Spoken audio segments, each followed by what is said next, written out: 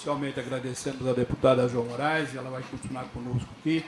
Nós vamos passar para a senadora Ana Rita, que também é relatora da Comissão de Violência contra a Mulher e participa na nossa frente parlamentar de defesa dos comerciários e serviços.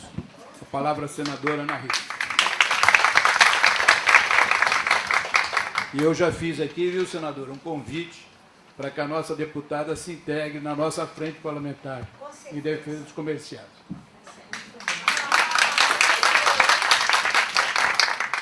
Bom dia para todos vocês, para todas vocês. Quero cumprimentar a mesa, Suzana, Beth, seu Lorival. É isso? Falei certo os nomes?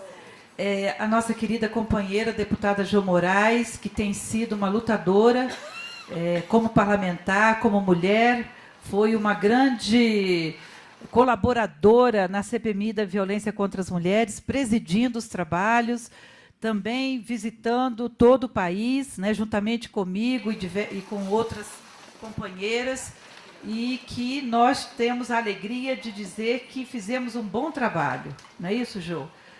Apesar das dificuldades que nós enfrentamos, dos desafios, foi 1 ano e meio de muito trabalho e que a gente oferece para a sociedade brasileira, para o governo brasileiro, para as instituições públicas, um instrumento importante que traz um diagnóstico, mas também traz muitas recomendações que, se forem implementadas, nós acreditamos que o quadro de violência contra as mulheres poderá, com certeza, mudar e muito.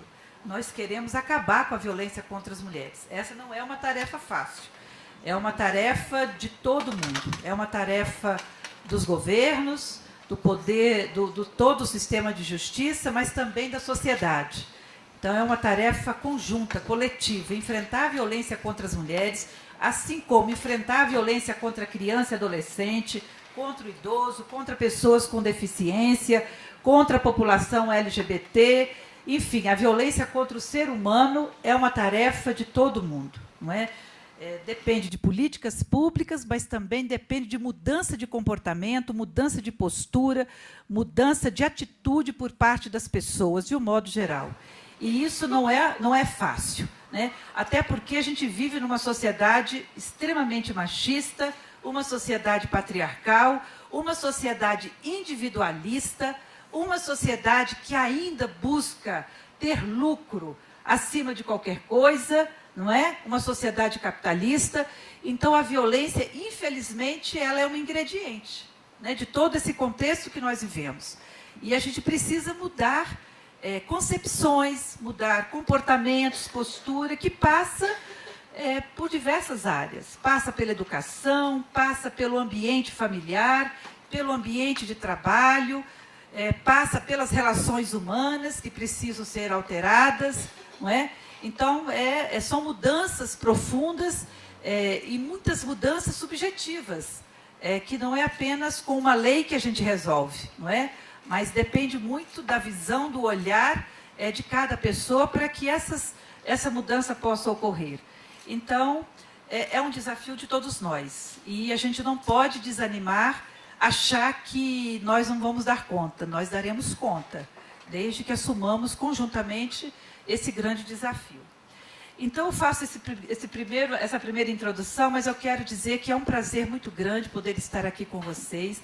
Já tive a oportunidade de receber a direção da Confederação Nacional das Trabalhadoras, dos Trabalhadores no Comércio e Serviços, no nosso gabinete. Tivemos a oportunidade de dialogar em outros momentos. Então, quando eu recebi o convite para estar aqui hoje, foi uma alegria muito grande. Eu gostaria de poder ter ficado, né, de estar aqui mais cedo com vocês, mas eu chego do Espírito Santo, meu voo para cá pela manhã chega praticamente 10 horas, e aí até chegar aqui atrasou um pouco, porque eu tive que passar no Senado ainda.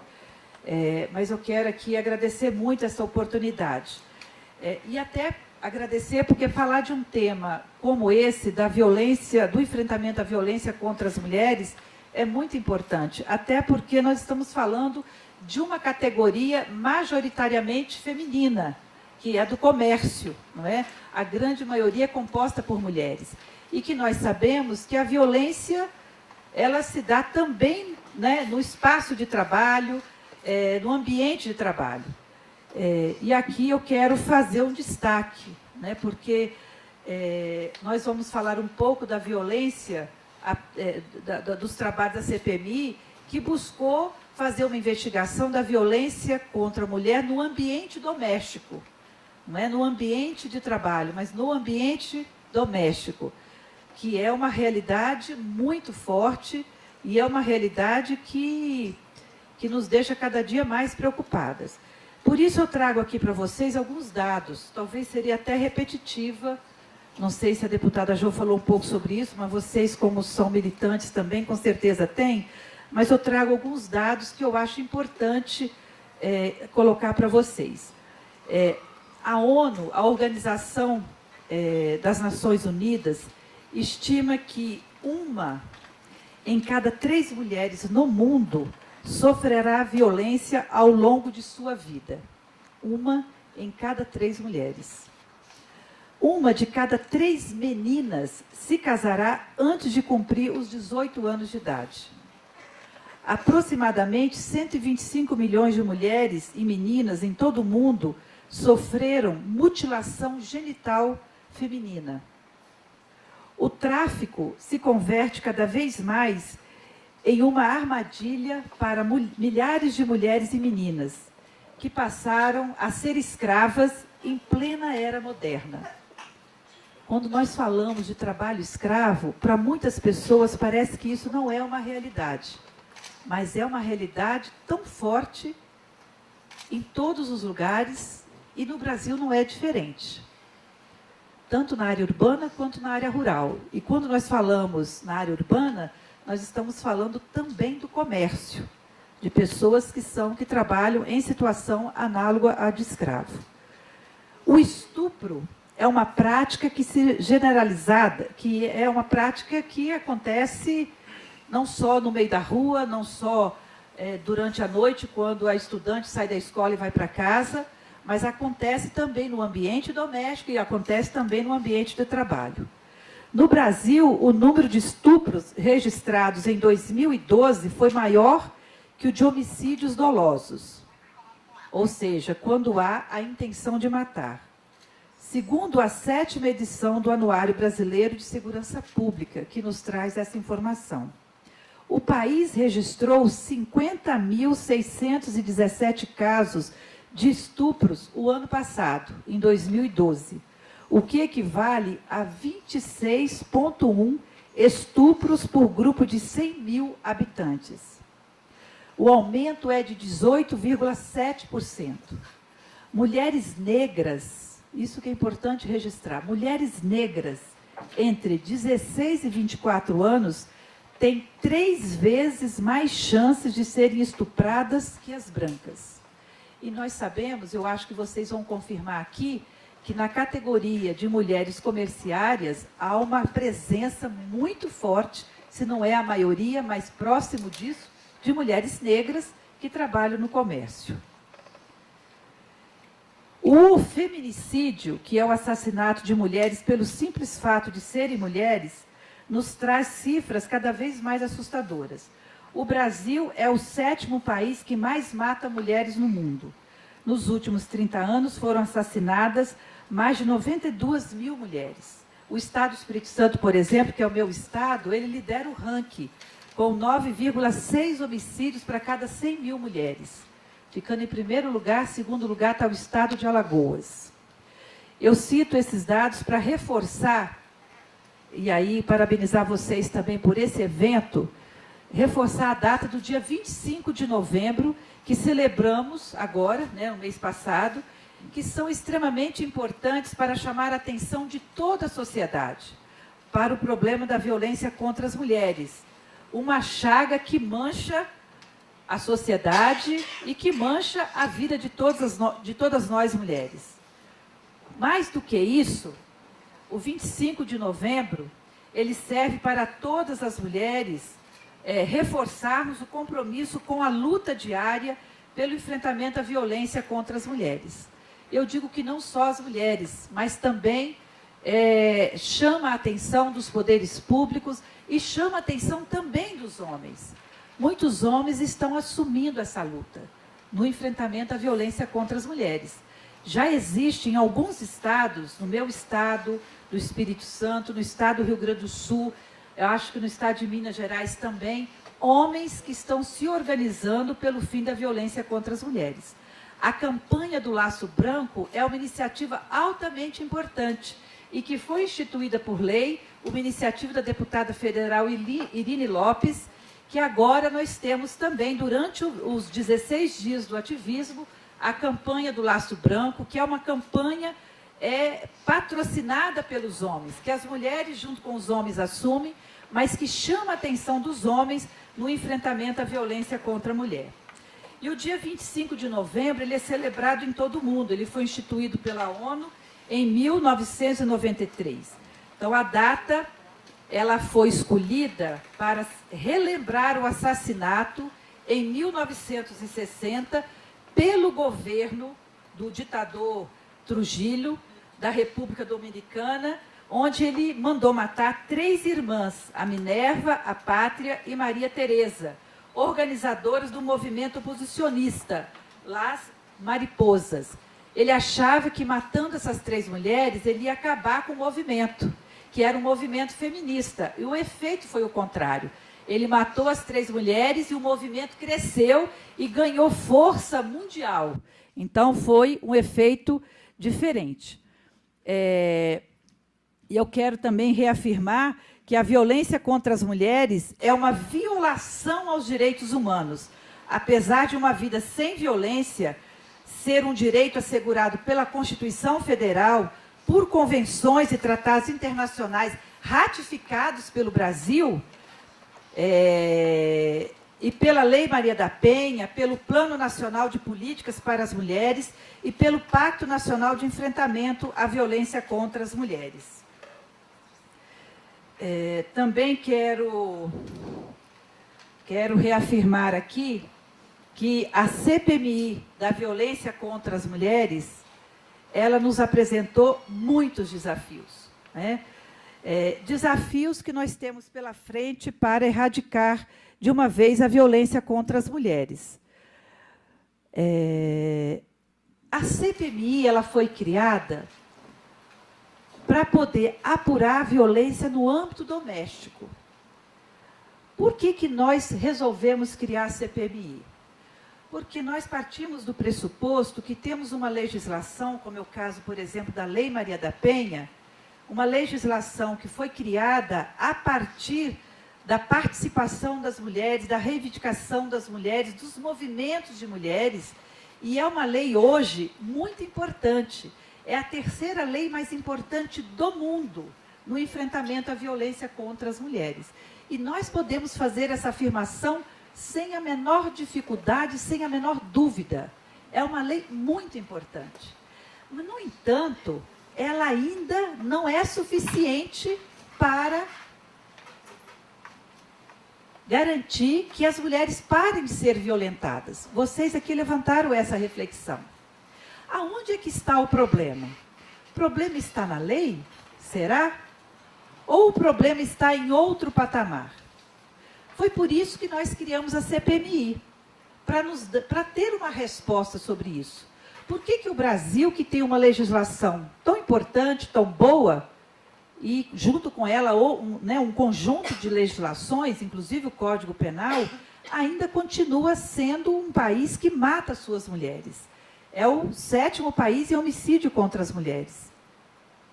E essa resposta a gente buscou através do trabalho da CPMI, que teve como objetivo investigar a situação de violência em que vivem as mulheres no país, no âmbito doméstico, mas também apurar se o Estado brasileiro está sendo omisso da aplicação da lei.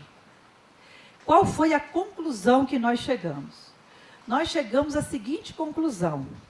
Primeiro, a lei é importante, ela precisa apenas de alguns ajustes. E nós apresentamos projetos de lei para fazer alguns ajustes para evitar que haja interpretações equivocadas sobre determinados pontos da lei.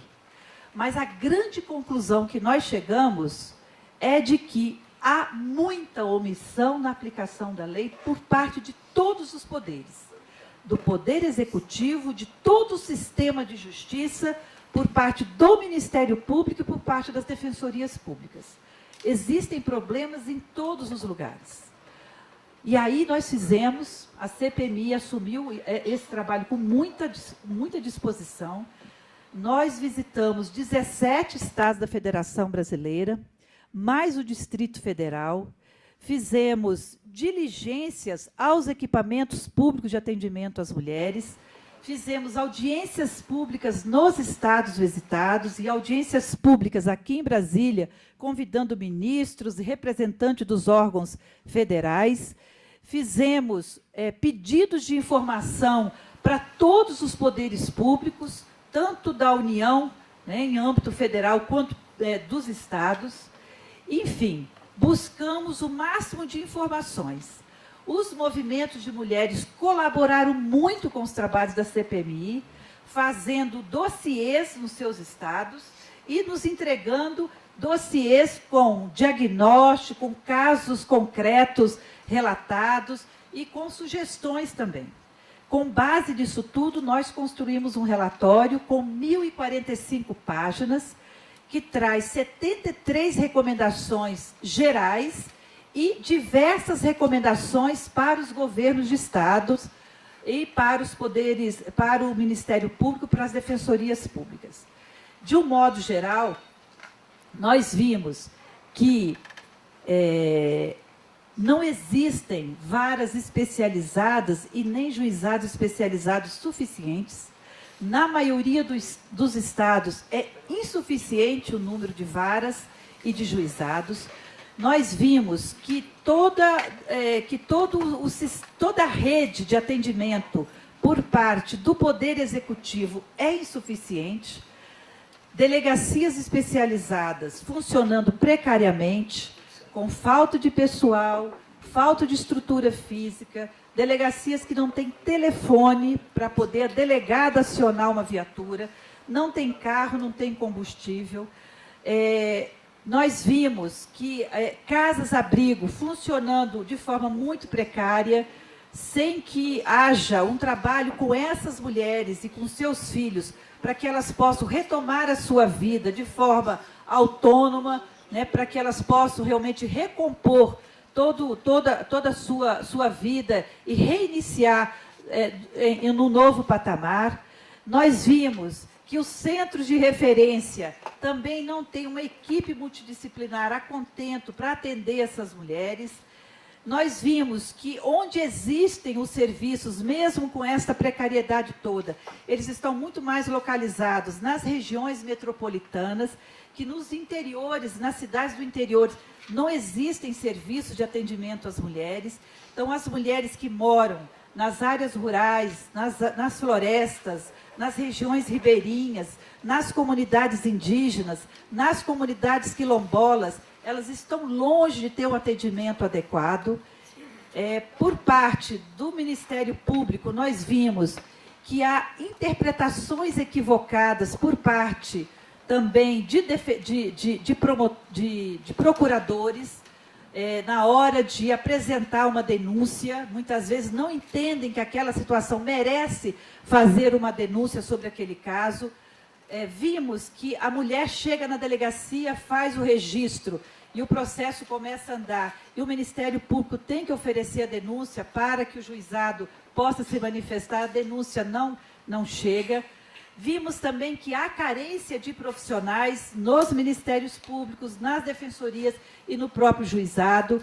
Por exemplo, no juizado especializado do Rio Grande do Sul, à época, hoje mudou a pessoa, o juiz estava extremamente desanimado porque ele era um único juiz, uma única vara, com 6 profissionais e 20 mil processos na mão dele. E essa não foi uma realidade só do Rio Grande do Sul. Nós vimos que em outros estados tem 40 mil processos numa única vara, ou 2 varas com 20 mil processos cada uma. Então, a média de processos acumulados na maioria das varas é muito grande. Vimos que também tem iniciativas positivas, né? Não é só coisa ruim. Nós vimos, por exemplo, a Delegacia de Atendimento à Mulher aqui do DF, é um exemplo de delegacia para o país. em termos de estrutura física, em termos de capacitação de pessoal e de equipe multidisciplinar. Nós vimos, por exemplo, que com a passagem da CPMI por esses estados, muita coisa já começou a mudar. Em alguns estados já foram criadas novos juizados, já foram contratados defensores públicos, por exemplo, no estado do Espírito Santo. Foram criados novos juizados no interior, foram contratados 69 defensores públicos. Infelizmente, alguns, uma grande maioria, não são do Espírito Santo. E aí já começaram a sair do estado para retornar para os seus estados de origem, atraídos por um salário melhor. Então também tem esse problema. Mas nós vimos, por exemplo, que em alguns estados se contratou assistentes sociais, psicólogos para atender melhor nos centros de referência. Então algumas mudanças começaram a acontecer. O governo federal agora criou um programa importante de atendimento itinerante para atender os municípios do interior, onde concedeu 2 ônibus itinerantes com serviços de forma integrada, né, onde tem delegacia especializada, defensoria, Ministério Público atendendo conjuntamente, e são 2 ônibus para cada capital para circular os municípios do interior. Então ainda não é uma grande, né? Não é um volume tão grande, mas é muito importante. No meu estado, por exemplo, o Tribunal de Justiça também criou o ônibus Maria da Penha, que é um ônibus itinerante que leva os serviços de justiça para os municípios do interior, trabalhando conjuntamente com os ônibus que foram do governo federal. Então tem algumas iniciativas importantes que já estão dando um resultado efetivo. Para ir finalizando a minha fala, apesar disso tudo, nós vimos que um dos grandes desafios no enfrentamento à violência contra as mulheres é a questão orçamentária. O orçamento destinado tanto para a União, tanto pela União quanto pelos estados, até durante os trabalhos da CPMI, o que nós apuramos, são insuficientes. Embora os recursos destinados pela União não eram grande coisa, vamos dizer assim, mas era o maior volume utilizado pelos estados. Os estados colocaram muito pouco do seu orçamento no enfrentamento à violência contra as mulheres. O que se gasta nos estados, a maior parte vem do governo federal. É claro que não é suficiente. Então, uma grande recomendação que nós estamos fazendo é justamente ampliar os recursos financeiros, tanto da União quanto dos estados, no enfrentamento à violência contra as mulheres. Uma outra grande recomendação que nós fizemos foi de capacitação de todos os servidores, tanto do sistema de justiça, desde o juiz até o servidor que faz o atendimento, ele tem que ser capacitado para atender bem as mulheres. Capacitação por parte do Ministério Público, dos defensores públicos e de toda a rede de atendimento do Poder Executivo precisa também de capacitação, né, para que as pessoas conheçam profundamente a legislação e saibam o que fazer de acordo com a denúncia apresentada por aquela mulher. Então, essas 2 grandes recomendações, além de criação de mais varas, de centros de referência, de delegacias especializadas, então cada poder recebeu o seu relatório com todas essas recomendações. Por parte do Legislativo, nós apresentamos 13 projetos de lei que a deputada Jo já mencionou aqui. Parte desses projetos estão tramitando na Câmara dos Deputados e uma outra parte está tramitando no Senado Federal. Desses projetos de lei, um deles é o que tipifica o crime de feminicídio, que é uma alteração no Código Penal. E o projeto do Código Penal foi aprovado agora pela manhã na Comissão de Constituição e Justiça. Oi? Foi lido hoje pela manhã, ainda vai ser votado, mas ele acabou de ser lido hoje pela manhã na Comissão de Constituição e Justiça. E lá a gente apresenta uma sugestão para que seja tipificado o crime de feminicídio. Os senadores que compõem a CCJ, Comissão de Constituição e Justiça, no primeiro momento tiveram muita dúvida com relação a este tema, uma maioria de homens, né? Então, o que nós fizemos? Fizemos uma audiência pública, e essa audiência pública nós trouxemos militantes do movimento de mulheres, estudiosas do tema, pesquisadoras, para que pudesse, de fato, fazer o debate sobre esse assunto, no sentido de oferecer os subsídios. Um outro projeto de lei é que altera a lei da tortura. Uma mulher que passa todos os dias sendo violentada pelo seu marido, ou violência física, violência sexual, violência moral, a violência psicológica, né, ela vive sob tortura. Então, ela precisa estar explicitado na lei de tortura que esse tipo de atitude, que esse tipo de violência é crime e que precisa ser punido com rigor da lei. Fizemos também algumas modificações na Lei Maria da Penha, pequenas alterações. Uma delas é de que o agressor não poderá ser beneficiado com o pagamento do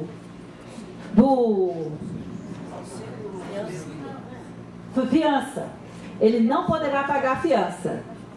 Então, né, isso também é um limite que nós colocamos, porque o agressor bate na mulher, espanca a mulher, ameaça a mulher de morte, é chamado à delegacia, ele paga uma fiança, é liberado e continua cometendo os mesmos atos.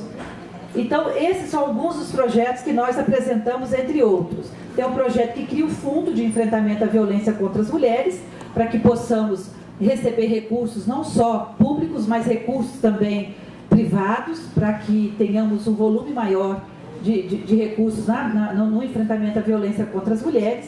Então, esses são algumas alterações, alguns projetos que nós apresentamos. E eu quero aqui, para finalizar a minha fala, porque eu sei que vocês, e aí pelas perguntas já pude observar, que a violência no ambiente de trabalho, principalmente a violência moral e a violência sexual, elas são muito rotineiras. Eu já me deparei com situações como essa no meu estado, no Carrefour. E o Carrefour foi denunciado, o Carrefour foi fechado, gente, fruto da ação das mulheres. Ele não funcionou por muito tempo depois, porque as denúncias de maus tratos das trabalhadoras e de quem ia lá comprar, né, de assédio, era muito grande. Então as mulheres fizeram o movimento e o Carrefour não durou muito tempo não, ele foi fechado, ele não existe mais no estado do Espírito Santo. Então é preciso denunciar essas coisas que acontecem. Então assim, nós sabemos que essa categoria é uma categoria que majoritariamente é composta por mulheres, que esse tipo de violência é uma prática constante nessa categoria, que a gente precisa de fato defender mecanismos para coibir rigorosamente esse tipo de prática. E aí eu acho que nós poderíamos aqui sugerir, deputada Ju, a criação de ouvidorias específicas para mulheres poderem denunciar esse tipo de prática nas suas diversas categorias, tanto no comércio quanto na construção civil. Eu volto e meia sou convidada para falar para as mulheres da construção civil, e elas dizem isso, que os seus companheiros, e aí talvez seja até pela realidade de trabalho, né? A pressão e tudo mais, chega em casa, bebe, né? Chega alcoolizado, o alcoolismo ele potencializa uma atitude machista daquele homem. Então a primeira coisa que ele encontra é a mulher e aí desconta em cima dela. Então precisa também fazer um trabalho com estes homens. Eu tenho desafiado algumas categorias, e a construção civil, já apresentei essa proposta, que tem homens também na construção civil que querem ajudar no enfrentamento à violência contra as mulheres, de criar núcleos nesses espaços de homens que possam trabalhar com esses outros homens para enfrentar a violência contra as mulheres. Agora, é claro que precisamos criar políticas públicas, não é? Existem algumas iniciativas, mas ainda são muito pequenas, por parte do poder público, tendo profissionais, assistentes sociais, psicólogos, principalmente, para acolher esses homens e fazer um trabalho com esses homens, para que eles deixem de ser agressores, para que eles possam mudar de comportamento. Mas nada impede que as mulheres denunciem. Então, criar aí ouvidorias nas categorias profissionais para receber essas denúncias e fazer os encaminhamentos. Eu acho que é uma forma de fortalecer essas mulheres, é uma forma de empoderar as mulheres e de ajudar as mulheres a enfrentar essa realidade que é tão cruel. Então, eu finalizo a minha fala, eu acho que eu demorei um pouco, mas me coloco à disposição para responder as perguntas aqui de vocês. Muito obrigada.